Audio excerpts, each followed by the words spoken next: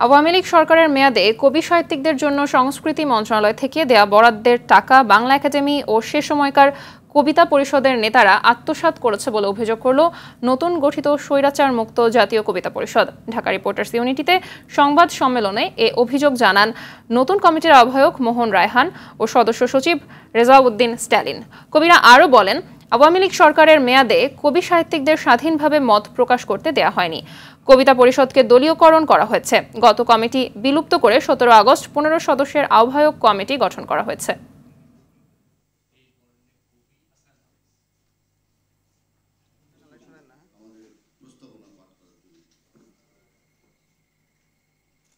Corona মহামারীর দুঃসময়ে আক্রান্ত লেখক কবিদের সহযোগিতার জন্য সংস্কৃতি মন্ত্রণালয় থেকে বাংলা একাডেমিকে 1 কোটি টাকা বরাদ্দ দিলে তৎকালীন ডিজির মাধ্যমে সেই টাকার বড় অংশ সেই সব দুরাত্মাদের অনেকেই আত্মসাৎ করে নেয় কবিতা পরিষদের সেই সব দুর্বৃত্তরা।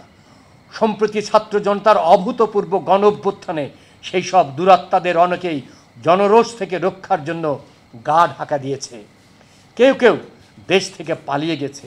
অনেকে এই বিজয়কে নস্যাৎ করার চক্রান্তের ষড়যন্ত্রে এখনও লিপ্ত রয়েছে।